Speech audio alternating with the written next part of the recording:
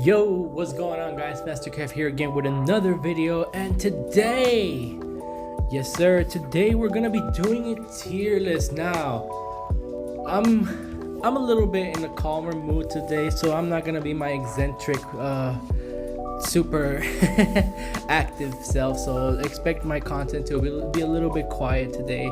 It's just me, I'm just in a calm mood today, so we're just trying to do this and just like vibe out. And I want to hear your opinions at the end of the day. Obviously, I will be talking to you guys and reading the comment sections. I always read the comment sections. But without further ado, this is gonna be my, obviously, discrepancies. This is mine and my opinion only, top 10 tier list.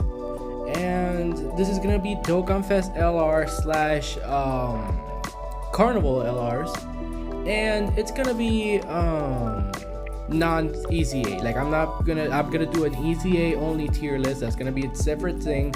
This is just gonna be Dokkanfest slash Carnival LRs, modern day LRs. Now I think that the content has gotten just a little bit harder after this is going to be a post worldwide download celebration. I think the content has gotten a little bit harder, but I think that these guys hold up pretty well, especially with items. You guys know me. If you guys have seen my channel a lot, you guys know that I am a very item person. Like I love items. I'm never gonna be like, oh, if you use items you're doing it wrong. If you use items, like you can try to know item stuff, obviously that is not a big issue.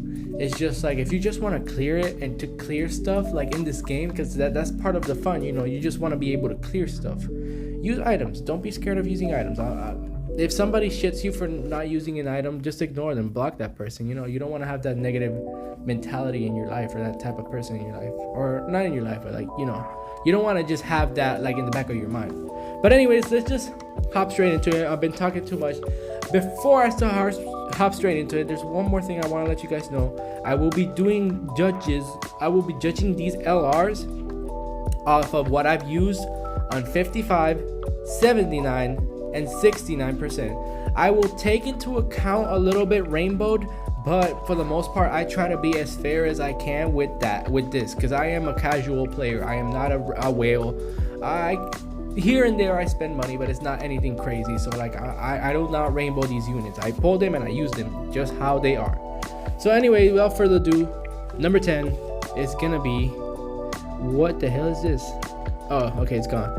Number 10 is gonna be this base Goku. And I know today we got not today, this past year and this year we've gotten so many base Gokus. It's kind of crazy, but I want to say this is probably the second best base Goku in the game. I think the 23rd World Tournament base Goku is a little bit better than this, but we're not comparing TURs. We're just doing a LR tier list. So him being here. Now let me explain. I actually have this guy 69%. I used him at 55% and I used him at 69%. I used him rainbowed. I haven't used him 79%. But from my personal experience using him on those like 3 categories, I think this guy is a very solid option. Number 10 for sure. I think one of the most underrated abilities that he actually has is this. Recovers 59% HP if HP is 40% or below at the end of the turn once. It's a one-time heal, but basically, depending where you're at, that heal will help you out a lot, especially if you're trying to do no items. I know earlier I said like don't worry about it if you use no items, but let's say you're trying to do no items. This guy is gonna be one of your best friends if you're trying to do no items. And this, guys, it's crazy as it sounds, this survives KO attack once per turn actually has helped me out, because there have been times where I have had to put him in the 7th slot and there's only one attack in the 7th slot. Like the bosses, some of these hard bosses sometimes will do one attack in that last slot. Sometimes, not all the time. If you're lucky enough and the RNG is on your side and you get that one attack, it doesn't matter how much this guy is getting hit for, he will survive that attack and you will come into the next turn. And if this happens at the same time as this happens, you might even come into the next turn with 59% HP recovered. If it happens at the same time, if you get super lucky. Yes, it's like scenarios that if you get super lucky, but the fact that it exists, like you don't have units that are like If you put another unit in the third slot, you take that hit, and he doesn't have like damage reduction or guard, he's dying, you know? This guy has damage, not damage reduction. This guy has guard for the first 6 turns, and then he raises defense on his 18 key, which is pretty good. His defense stacking is pretty good. Now, for the newer bosses, his defense stacking can stop after he's done stacking. His defense, or not done stacking, after he's done guarding, his defense can get him killed. Just raw defense alone can get him killed, depending how much defense he has. But that's where, like I said, the KO survives KO attacks. If you float him off, he might have that chance to survive the KO attack. Or another thing that comes in handy is the high chance to nullify Ki Blast super attacks. Very good overall. I think this guy's a very good unit. On top of that, when he gets the additional 59% defense after he gets his 5th attack, like after he gets attacked 5 times, after he gets that 59% defense boost, it is a pretty substantial defense boost. Now, this guy in general, I don't want to put him like oh, he's a slot 1 unit. I think, in my personal opinion, you can use him as a slot 1 unit, but after his guard wears off, I think you have to float this guy off. I don't think you can really keep him as a slot. He still has that chance to nullify keys of supers and survive KOs, but those are just chances. You don't want to test your luck too much with this guy. So he's really good. I just would keep him in slot 3 for sure. After his guard wears off, I would keep him in slot 3 for sure, unless you are using items. If you are using items, I think this guy's defense is high enough to tank most supers. If you're using like a 35% damage reduction Icarus or whatever, I think this guy's very good. And again, I'm giving my opinion based off of items, based off 55%, 69%. If you want to look for an opinion, somebody else's opinion with a rainbow character, go look for the truth, or go look for somebody else's tier list. I'm trying to be more for the people, more realistic. You guys are playing this game realistically with 55, 69, 79% units. So I'm giving you my personal opinion and how I think you can use these units on these types of bosses. Anyways, going to number 9 is gonna be the Z Duo.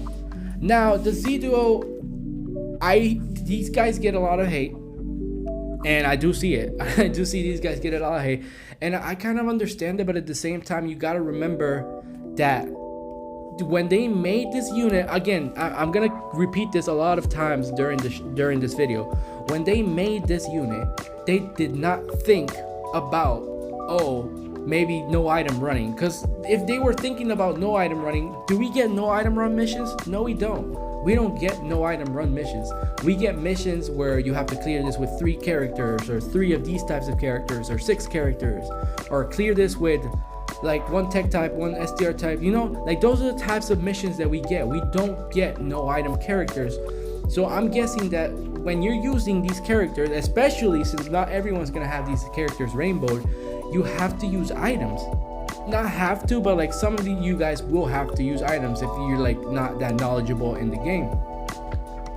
And having to use items with these guys specifically works out, because you're using items with him turn 1 or turn 1 and turn 3 probably, when this guy isn't even like his defense is okay. And I'm not gonna be like a defendant of these guys. These guys are okay turn 1 and turn 3, but turn 5, when they're already like stacked up really decently, turn 5, turn 7, these guys are over 1 million defense, and like they're stacking really high up. So like in a long event, these guys can be really good, but that's in a long event. Most events nowadays aren't really that long. They're kind of long, especially if you don't have these units rainbow. These events can last like 8-9 turns for you guys. I know the truth is always talking about, oh, my events land in like turn 5, turn 6, you know, you'll never see this. Bullshit. I see it all the time. I don't have rainbowed units. I use items. I actually cleared my most of my content. Again, if you guys see my content, I clear stuff with lower like category leads, and like my runs last a long time. But even if I wasn't clearing with lower category leads, I know that my run still would last like turn 7, turn 8, turn 9. Like I know I know that after turn 5 or turn 6, I can use most of these active skills. And that's where this guy comes in. When you use his standby for 5 turns, once this guy stacked up a little bit, like, yes, you're gonna have to protect him the first couple turns, but once his standby is activated, this guy takes no hits, 100%. Once he is him doesn't take hits. This guy will not take hits. Like, I think the most I've ever seen this guy take is 4 digits out of one of the harder hitting bosses. But like, this guy will never get you killed. Unless like you're doing like a no leader skill. You're bringing this guy with a no leader skill and you somehow like make it to one of these turns 4. Like, I don't know. You're gonna have to go out of your way to make this guy get you killed. You actually have to go out of your way. So unless you go out of your way to do that, you're 100% like surviving with this guy. This guy is like, the good thing about him, I do agree with the truth on this, is that he will tank for you. He will tank for you, and he will help you clear, put him in slot 1, and then work with your other units, whatever you have in slot 2 and slot 3. He will help you work with them. So this standby, and like, yes, you guys can talk about damage. Like, yeah, he will do a lot of damage at the end, but like, the way I see it is he helps you survive. Especially if you're thinking about it, no iteming, this guy's gonna be one of your best bets for no iteming. Yes, turn 1 and turn 3, if you have him on turn 1, you're gonna have him on turn 3 before he can transform again. So turn 1 is probably gonna be the worst turn that you can have this guy. But once you get him out of that turn, the next turn when you can activate his standby, that's when his value like skyrockets. Oh, okay, my bad. I didn't mean to do that. I kind of like left the character, so I'm gonna look for him real quick. But while I'm looking for him, like I was saying, like, he has a lot of value, especially after he hits that standby. So once he does hit that standby, like, it's just a matter of time before you're finishing the quest, in my personal opinion. Yes, like, I know I say like about like I talk about like the rounds lasting like 8-9 turns. You have that standby for 5 turns. 5 turns, right? 5 turns. Yeah, you have that standby for 5 turns. For those 5 turns, you have this passive. Guards all attacks. Randomly changes key spears to rainbow key spears for 4 turns. So 1 turn less than the entirety of what you're holding him for. And reduces damage received by 8% per key sphere obtained. You grab 10 key spheres, that's 80% damage reduction. My brother in Christ, you're not taking damage from anything, just with 10 key spheres. So because of that, I think he's really good, but I do see a flaw and a weakness, and that is their base form, especially turn 1 and turn 3. So because of that, I do have to put them. Oh, sorry, I just spoiled number 1, but is it really a surprise? But anyways, I do have to put them lower than that. And you could even convince me that base Goku could even be better, like at the beginning. If you really want to convince me, like, you could do this. You really could do this.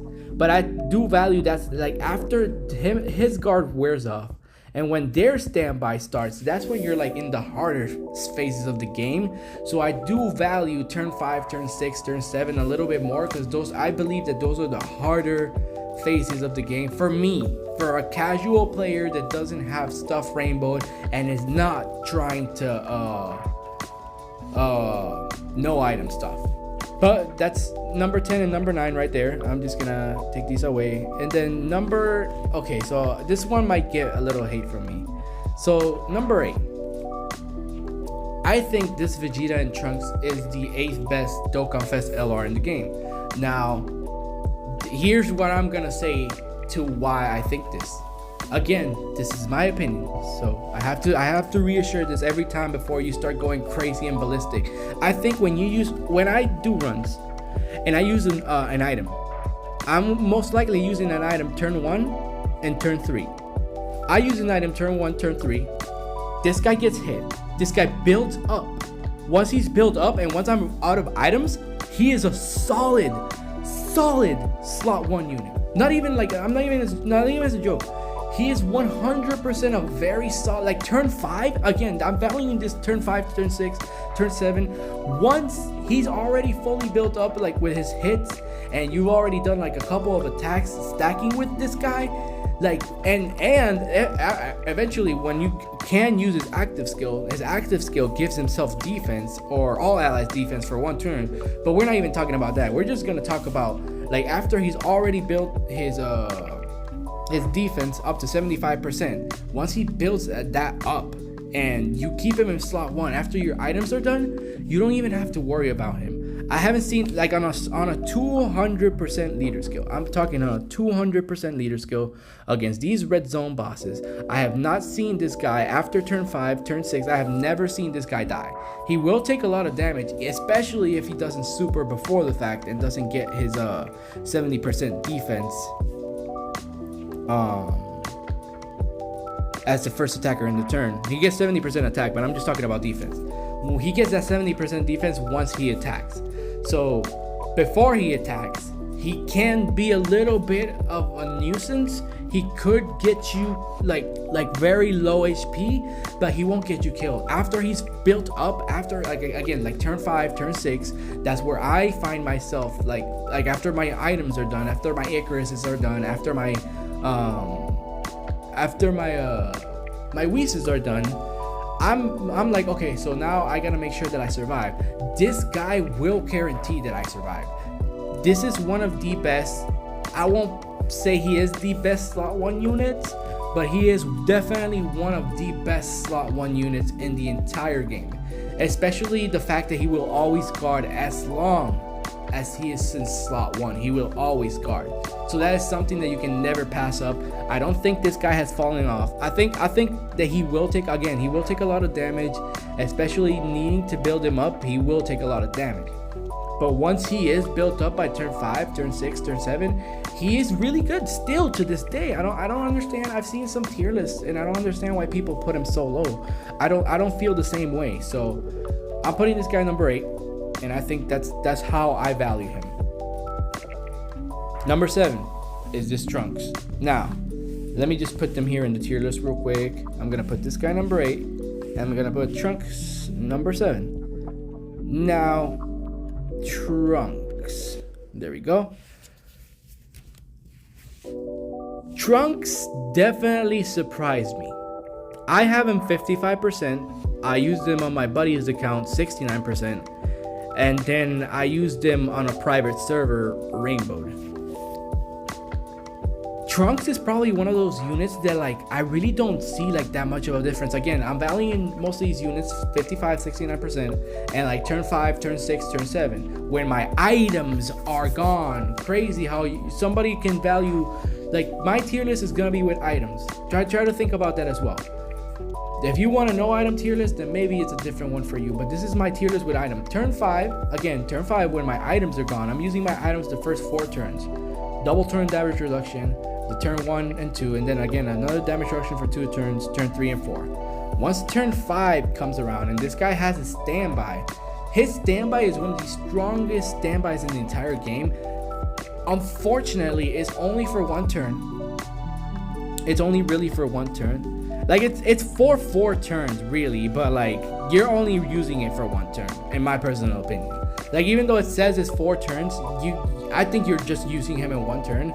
And in this form, he's okay. I'm not gonna lie. He's definitely supposed to be a floater. 100% he is supposed to be a floater. He's supposed to be somebody you float off because he does get that 30% damage reduction, 10% with each attack perform up to 30. And he does build up defense, and he does stack defense on his 18 key. So as the rounds go on, he will get stronger. He's a character that gets stronger defensively as the rounds go on. And after you use his standby, when you use that Sword of Hope, I'm not even gonna lie, this Sword of Hope does hit pretty hard. His Sword of Hope hits pretty hard, but even if you're not finishing with his Sword of Hope, he can still be useful, because at the time that you're already done using his Sword of Hope, which is gonna be like what, turn 10? I mean, not turn 10, I'm stupid, like turn 7. Like, his defense is gonna be pretty good, and depending on what boss you're fighting, he can be okay or he can be bad.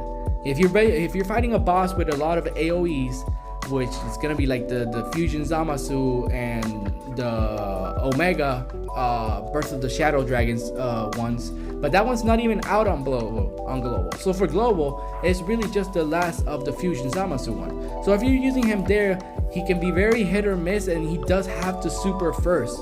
But by the time that you leave that AoE phase, which is the int phase, the beginning of the Fusion Zamasu phase, the tech phase, the physical phase, you're not really fighting AoEs.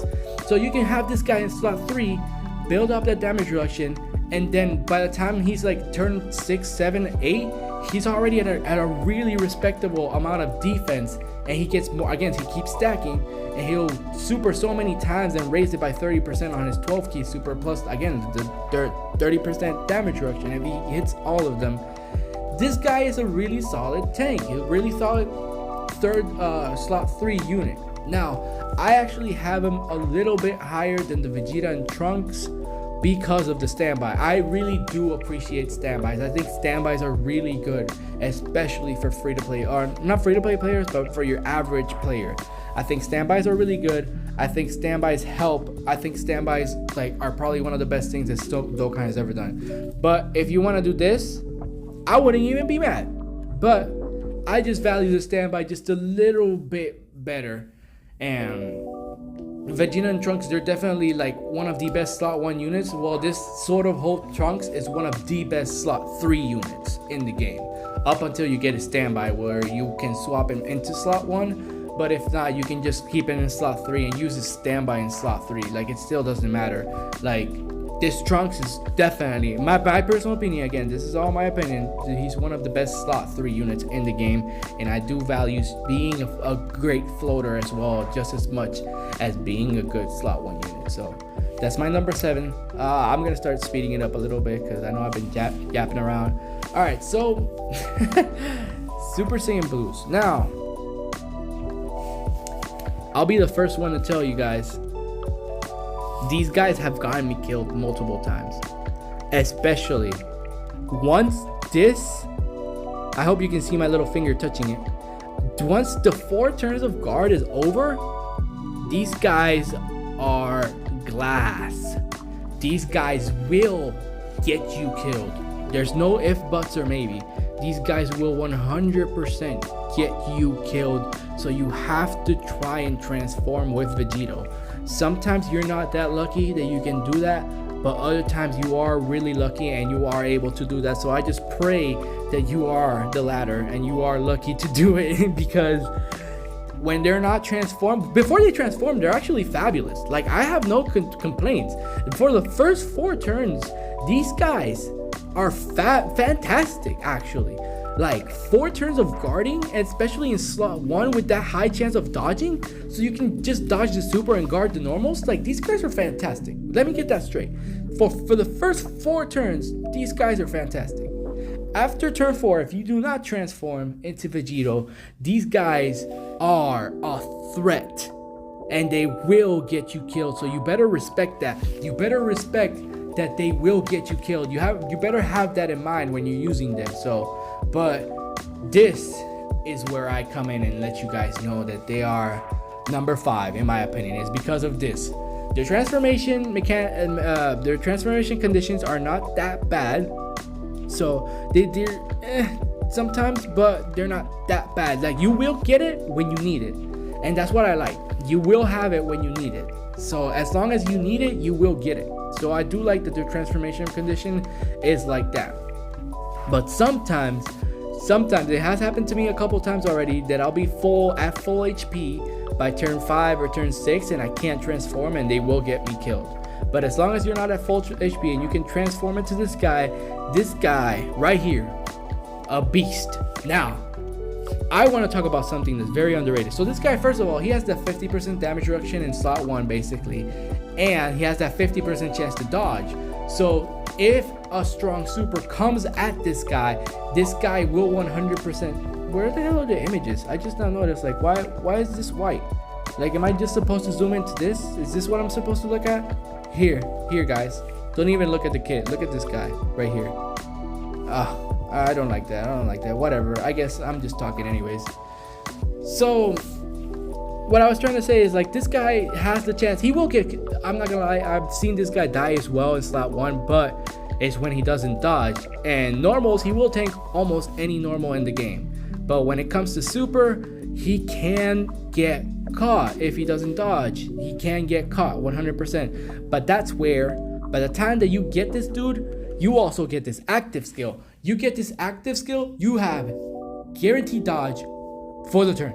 100%. There's nothing that will kill you. There's nothing that will kill you. So the fact that you get guaranteed dodge for the turn, you activate this in slot 2 or 3 and then put him in slot 1, and he effectively acts just like the 5-year fusions, where he can get this right here. He can get the chance of launching another additional super as the second or third attacker in the turn. He'll have that on slot 1 while he just dodges everything. So for one whole turn, this guy is invincible, and he's busting out possibly 6 super attacks with the added benefit of this. Oh my god, I love this so much. He will give if you put him in slot 1, he will give every super class ally 50% defense for that turn. Just once though, because it is his 18 key and you can't do an 18 key twice. So for just once, he can do that. But the fact that he's supporting the rest of the team, plus possibly dodging all the attacks on slot 1, plus doing 6 supers, plus if you do have a decent amount of crits, he's gonna do damage. But even if you don't have crits on him, he doesn't need him, because he's attacks effective against all types. Right there, attacks effective against all types. So he's already gonna do a lot of damage. So this guy, once he becomes the Vegeta, he can get you killed, but there is a trade-off. If he doesn't die, he will cook. He will cook and he will dominate the rest of the fight. So that's mainly why I'm putting them 6, because if it was just Goku and Vegeta, man, I'd probably even put them lower. Like, I'd probably put them 10, but nah, like the Vegeta offers way too much. He is such a good unit, but he's still like not the best unit ever, obviously. So that's why I just gotta put them here at number 5. So number 4, okay. So we're getting to the final. Wait, number 6. Number 5 is Piccolo. My bad. Number 5 is Piccolo. Okay. So Piccolo. All right. So I'm not a Piccolo hater. I'm gonna be honest with y'all. I'm not a Piccolo hater. I really am not. But I think, like, okay. So this is my personal opinion. When you transform into Orange Piccolo, I think the amount of HP that we have now with the current red zone bosses, his orange form Piccolo isn't doing that much damage anymore. He's a good support. He gives ki to all allies after he gets attacked. He will, I'm not gonna lie, if he activates this, the fully recovers HP once, and he gets damage reduction for 30%. If he activates that after obviously you have to meet these conditions, but if he activates that, I'd probably even put this Piccolo maybe number 2 or number 1. But that's if he activates that. If he's just like this Piccolo right here, I have had times where this Piccolo, after his guard is done, I have had times where this Piccolo does get me killed. I'm not gonna lie to you guys, this Piccolo has gotten me killed in some of the hardest stages of the game. So he feels a little bit more underwhelming to me right now. But I'm not denying that he is like a top unit. Clearly he's number 5. I'm just saying that the reason I have the other 4 on top of him is because I feel like even the top 4 have worked for me better. My personal experience have worked for me better, have gotten through for me, and have like actually like done damage and tanked, you know, that they've done both, or like actually support in a way that it's not just ki. Like, yeah, ki is good, but I do enjoy when like some of these characters do give out good support. Like kind of a spoiler, like Bulma, she gives out that's a massive support that Bulma gives out. So I gotta I'm sorry, Piccolo, I gotta put you number 5. It's nothing nothing against Piccolo.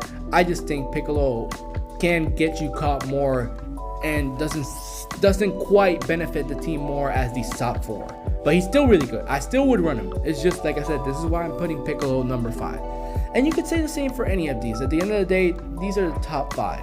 So these are the top 5. These are what the game has done. I think that there is a clear difference between 5 and below, like between Piccolo and Goku and Vegeta. I think there's a clear difference. I think like there's a clear gap here. Like I think top 5 are a league of its own, and then the bottom 6 like are good, but they're definitely their own thing as well. So number 4, if Zamasu, Fusion Zamasu. Now I might get some slack for this one, but this guy is, oh my god, especially if you're using items.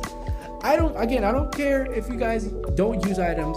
Go look at another video. If you're using items and you use these items correctly, wait until he's at 40% HP. When he's at 40% damage reduction. When he's at 60% damage reduction, he's still good. So you shouldn't use a damage reduction item then. Use a damage reduction item after he is at 40% damage reduction. So on turn 5, dude, he can last 4 turns. So he's gonna have like a total of like at the very minimum, he'll have 60% damage reduction, and that's gonna be like turn 3 or turn 4. Turn 1, 2, 5, 6, 7, and 8, he'll have 80% damage reduction. Absolutely insane. And that's if you don't even activate his infinite Zamasu state. If you just keep him as Fusion Zamasu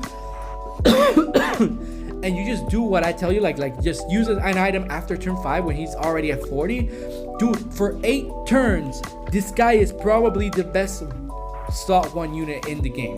For 8 turns, using a damage reduction item. And then when you turn into infinite Zamasu, he doesn't even need an item because he actually just nullifies everything. Are you serious? Are you serious? Are you serious? There's no way I'm not, I'm sorry, Piccolo, but I'm not putting Piccolo above this guy when this guy offers me that.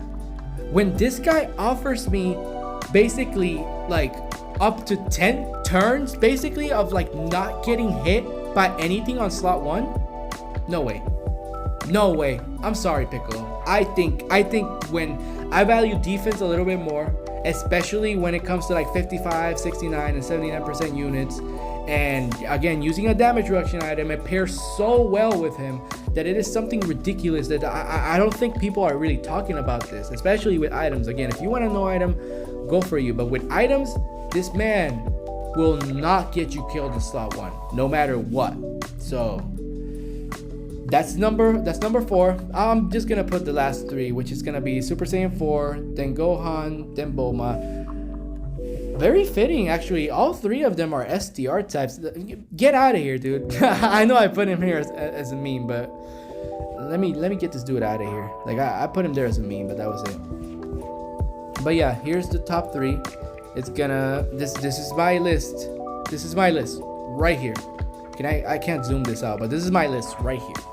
Alright, so I'm not gonna lie, I used to not be the biggest fan of these guys. I really used to not. But their revive, I've actually started to really like their revive a lot. Their revive always comes when I need it. And that's something that, again, when you need something, when you're struggling to beat a boss and you need something, and something that just comes when you need it, so good that they give you that option, that these guys will give you that option. Now turn 1, especially 55%, turn 1, these guys have gotten me killed before. They have turn 1. But after they build up their 50% damage reduction, after they do that, and only after they do that, they are set for the rest of the round. Even with AoEs, AoEs will still do a little bit of damage, but even with AoEs, these guys are set for the rest of the fight. And again, when you get that revive, once you get that revive, it just helps out. Especially if you're pairing this guy with the 23rd World Tournament Goku, where you activate this guy's revive and you and you 100% will get the 23rd World Tournament Goku's like guard, like guaranteed guard activated. So I'm just saying, I value these guys more now because of what they do now, and especially like turn 5, turn 6, when their 50% damage reduction is already up. They raise defense under both of their 18 key and their 12 key, and they technically get an additional 100% defense as the first attacker in the turn, but I don't really run them as the first attacker in the turn. Sometimes I rather run them as like a floater or the second attacker in the turn. But man, I just gotta give it to them. Like, their revive has really come in handy so many times that I cannot mention this without like being like, okay, no, these guys are good. And please don't even talk to me about items, because using items, these guys are at 90% damage reduction. If you use a Whis, obviously. If you use an Icarus, you'll be at like 85% damage reduction. So don't even talk to me about items with these guys, because these guys with items, they're even crazier. But I put them in number 3. Gohan. Now, Gohan. I was lucky enough to pull this guy 55%. I was lucky enough to use this guy again at 69% as well. And I was lucky enough to use this guy at 100% in a test server, or a private server, I mean. And man, I don't even know what to say. Like, this guy's just nuts. This guy's just nuts. The damage reduction, the performs a guaranteed critical hit at 24 key. Like, I know that doesn't like, this is the first time I'm talking about crit, but like the fact that you have a like some of these characters, when you have a guaranteed crit, you're guaranteed doing a lot of damage. So the fact that he tanks and does a lot of damage at the same time is the perfect balance for like a busted character. So they gave him just as good of defense as just as good of offense. And again, I don't even have to say it. Using items. Again, if you use items with this guy is nay untouchable. Like, you have to try to get him killed in order for you to actually get this guy killed. And I'm not gonna lie, once the 40% damage reduction for 5 turns like runs out, once that is done, once he doesn't have damage reduction, the 40% damage reduction that he gets it after he attacks. And actually no, he gets 40% in total after he attacks, but he gets 20% before attacking. So before attacking, after turn 5, he only has that 20% damage reduction. But to be fair, he's at a pretty high defensive stat before attacking as well. He's at like 400k defense. So I'll be the first one to say that he will take normals, but he will not tank a super. But after this guy supers, no way you're dying to a super. No way you're dying to a super after this guy supers. Are you fucking kidding me? You think this guy will die? Absolutely not. After he supers, he will not die. That is for sure.